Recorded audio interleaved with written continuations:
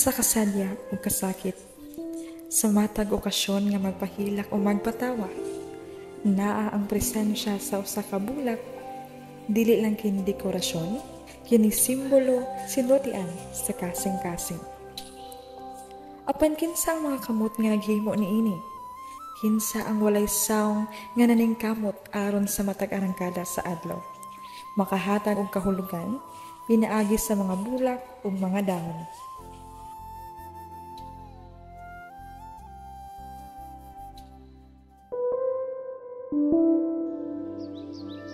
Sa usa ka kanto sa lungsod, adunay gamay nga tindahan sa bulak.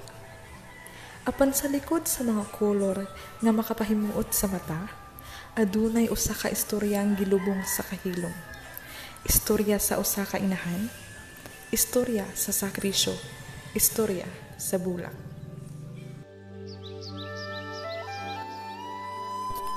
Siya si Irene Lenteja, mas nailhan sa palayaw nga karay. Siya usa ka 46 anyos, ang florist sa kanto sa Plaza Valencia. Sa mga kasal, binyag, pista ug lubong, naa siya. Dili man siya ang sentro sa atensyon, pero siya ang nagaandam sa kahayag ug kahulugan sa matag selebrasyon. Ako si Irene Iha, ako edad 45 and bapa diri sa Lawan Cafe. Matag buntag, alas 5 pa lang, nagsugod na siya.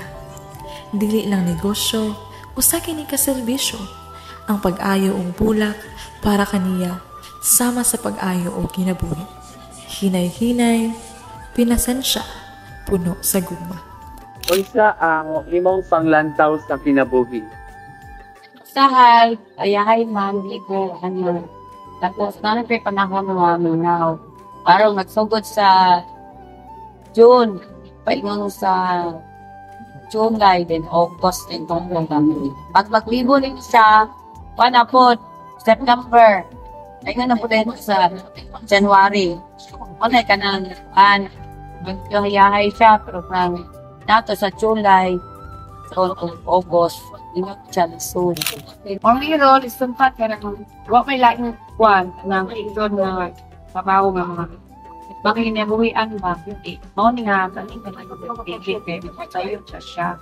O, di na tayo sa kwan ba, kapoy, pero ayan naman, kapuyon ganyan. May fashion, anak, mga. Ay, pila na kakayo sa katuwa ka ba? O, 16, mga 17, ano? Sa kadugay mo mga gabuhat ani for 17 years naman din. Sa po din mga trials, like mga kalisod na yung mga sinabi. Nakahal, kausay, kanang pananitan, mga kami o shatahan, kaya mabot ang panahon ang kapital, kanang lili mabalik, na iba na, mag-isod na po, may yung choice niya, makakumprad na ibalik. Apan sama sa tanang bulak, dili sayon ang pagtubo. Dili sayon ang pagpuyo nga ikaw lang. Ang puhunan kulang, ang kita dili sigurado. Apan gipadayon gihapon ni Karay, dili alang sa iyang kaugalingon, kundi alang sa iyang pulo kaanak. Sa ibang pagpanig naman, pa kay mga strategies, kaway mo pag-attract ang mga pamaligay. Oo. Pag-upload sa customer, kailangan na medyo, ano ba yung video, kaya naman customer nga, fan, kanya video, kailangan na doon ka o ka ng scene siya pa pag-explain na namin. Kain mo nga na pag-upload ko na yung mga customer na nagkag mo. Sa mga bulak mo, ano pa kayo mga strategies? Oo, depende sa pag-arrange. Para kuan, para sa mga anak. Okay, that's part of the video. So, ano yun na, baka sa kuwan sila na po nakabalo. Lang yun, kanya, detail mo daw, ang puso yun kay pagkauma, o naring among like, paano po sila na mabawi naman. Pero dili na yun masiruhan yun siya na naman din mo palit para sa ihalag na sa ilang kuwan, para Ay, pamito nila ba? So, kayo ka na ginawa, ginasunod din yung mga pattern. Like, para mapa-achieve na nga design. Ako, color, kinanglan kung panangita na rose. Dami customer na gusto na siya o process lang, may spread. Gusto ko siya kinahani din ka white, important color. And then, di also nag-report ka ng sugot na like, nag-practice maka ani before ka nag-start ani nga. Sa una dyan nga, pan kami grade 4 ata. Dire may iyan sa mga flower shop. Tapos, nagdaging ni anak, pero wala man nito nga mag-arrange ng bouquet. Nang pang-design ng dito sa mga funeral, ora namin sundan.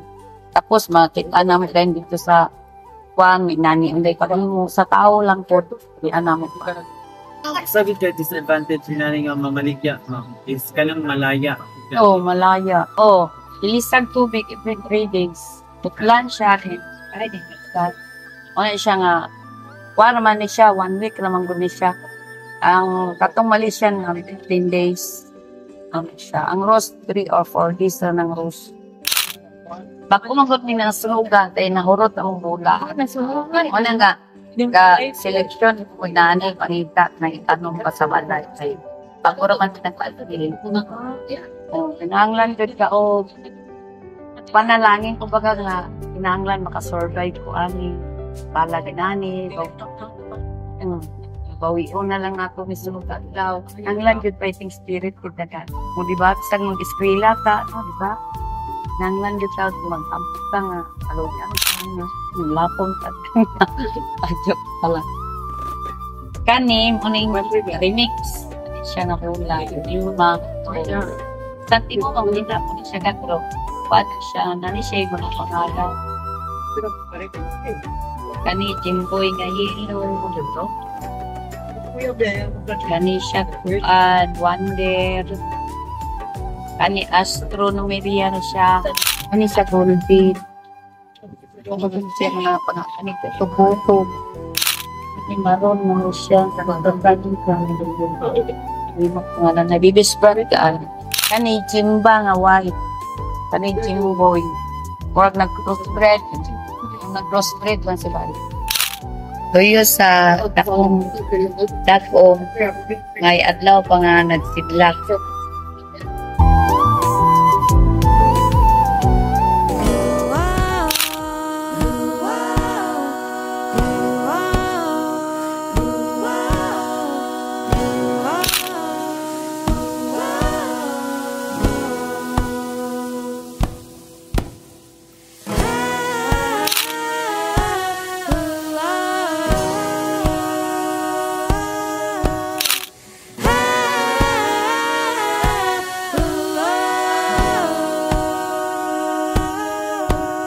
Imante sealdau hupag amol-amol lalangan sekaula-ula daw entau tayan ha ini kaayadan hupag amol-amol kung ino sa ikaayan hu tributau hade tau agli dali kau lutukan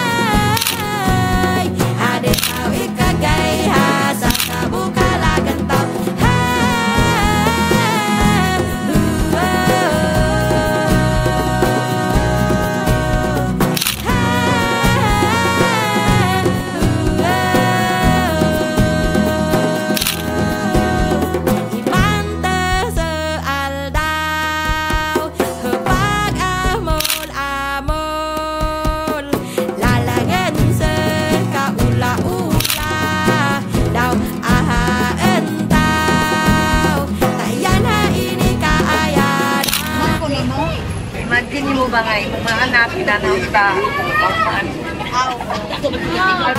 Ado tributaw, hadi taw aglipatan, dali kaw lusog. Sikaran, usa lang sa daghang kababayenan nga hilom lang ang papel. Apan dako ug epekto. Dili lang siya florist, usa siya katigdala sa mga handumanan, tigbantay sa mga pagbati nga dili kasulti, tighimo og pahiyom bisan sa kasugo. Sa iyang mga bulak, iyang gipalungtan ang gugma, ang paglaom ug ang katahom bisan sa kalibutan nga usahay walay kolor. Ang among tumong sa dokumentaryo nga kini, dili lang aron ipakita kung unsa ang usa ka florist, kundi ipadayag nga bisan ang hilom aduna siya'y tinubdan nga kusog. Kaysa layo sa matag bulak nga atong madawat, adunay kamot nga puno sa paningkamot, kasing-kasing nga puno sa gugma ug istoryang takos paminaon.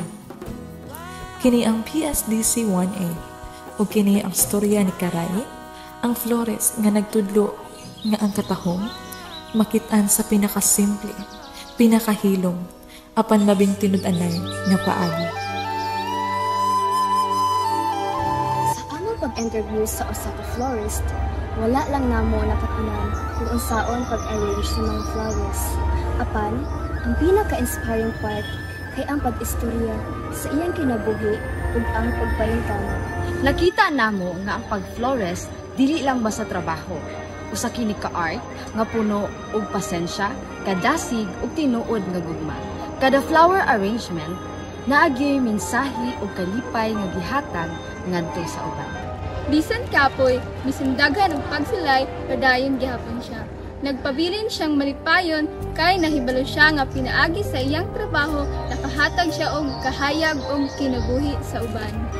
Ang iyang istorya nagpahimangno kanatong tanan, na kung naa kay pangandoy o kasing-kasing sa imong ginabuhat, wala gyud imposible. Kaya salig lang ug ayaw gyud kawalag paglaom diha sa Ginoo.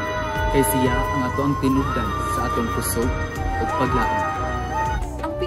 Nakatandog sa among kasing-kasing mao ang iyang determinasyon na buhaton ang tanan para itaguyod ang iyang pamilya. Bisan pa man sa tanang kalisod nga iyang naagian, wala siya niuna. Apan, gisaligan niya ang Ginoo sa tanan. Art is not just an art, but it can save life.